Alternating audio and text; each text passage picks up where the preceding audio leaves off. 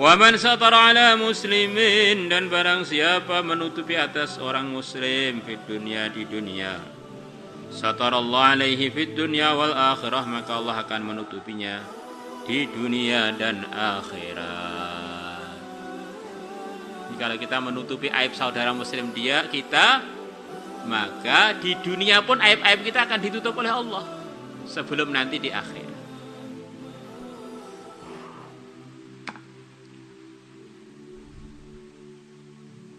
Selain para nabi, para rasul, sebagaimana ngaji beberapa hari yang lalu, ada kemungkinan dia ini belok dari hidayah. Siapapun. Maka sebagaimana kita ini punya banyak aib juga, dan kita nggak suka aib kita dibuka-buka oleh orang lain, lah kenapa kita tidak berakhlak yang demikian dengan teman-teman kita yang lain?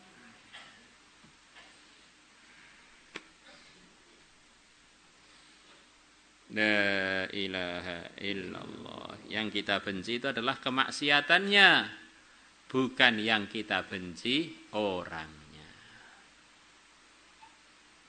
Ada orang datang kepada Wahsy ketika masih musyrik.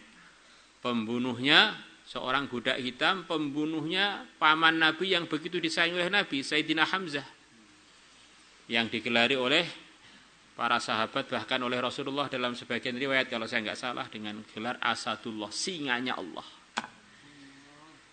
Wahsy karena nggak beriman dapat janji dari tuannya yaitu si Hindun. Kalau kamu berhasil membunuh Hamzah, tak merdekakan Wahsy.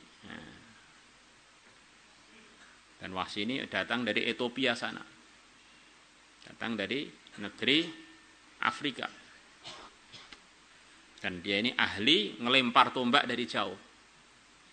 Maka ketika pertempuran Uhud, Wahsy ini terus nyari Hamzah itu yang mana, Hamzah yang mana, dia mengincar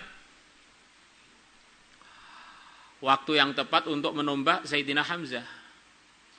Maka Wahsy pun akhirnya berhasil menombak Sayyidina Hamzah sampai tubuh beliau tembus.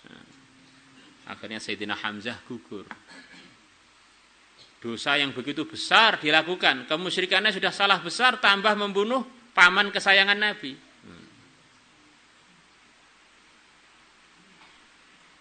Ini maksudnya cerita bagaimana keburukannya Wahsy sebelum dapat hidayah.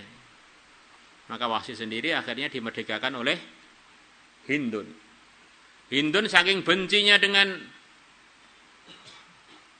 si Sayyidina Hamzah, datang ke jenazahnya Sayyidina Hamzah, dibuka jantungnya, dimakan oleh Hindun. Dimakan mentah-mentah. Maka ada orang datang pada Wahsy, Wahsy, masuklah Islam.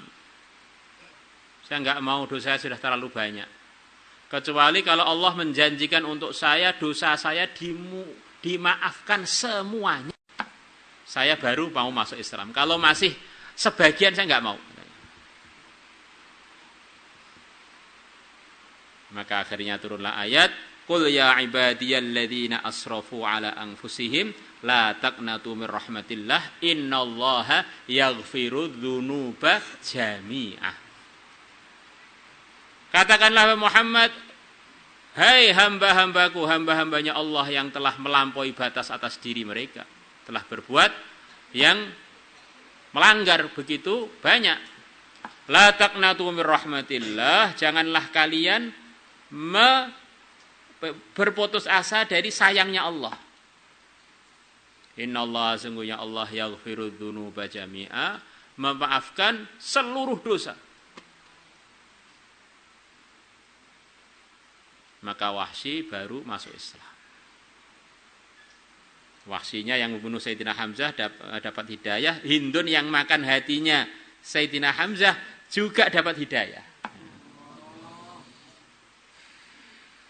Nabi sebagai manusia yang sempurna, yang punya hati, beliau begitu berat menyampaikan wahyu ini. Ini orang yang paling menyusahkan Nabi, dimaafkan juga oleh Allah kalau bertobat dengan sungguh-sungguh.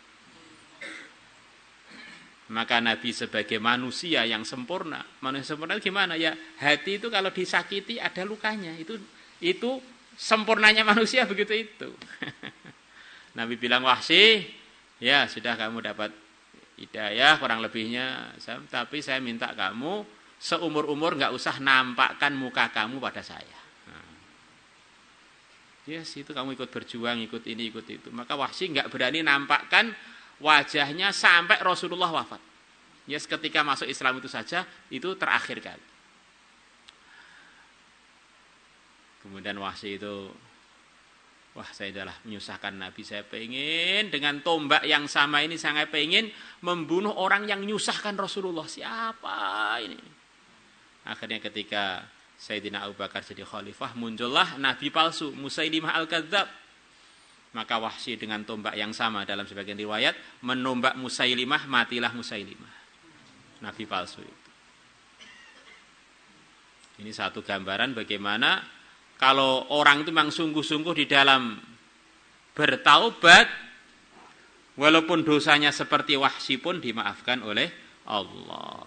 Bahkan jadi bagian dari walinya Allah. Wallahu fi aunil abdi, dan Allah fi aunil abdi, di dalam membantu hambanya. Maksudnya Allah akan selalu membantu hambanya. Maka al abdu, selama adanya hamba tersebut fi auni akhihi, membantu saudaranya. Selama kita ini masih pengen membantu saudara kita, usaha membantu, Allah pun akan bantu kita.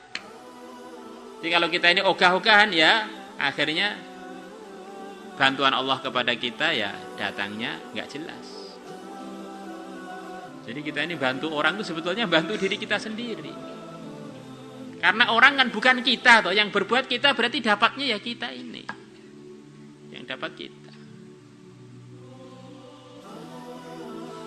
Maka orang itu kalau pertimbangannya orang, ya akhirnya jadi keliru semua. Pertimbangannya ini ya ridhonya Allah itu untuk diri saya. Diri saya.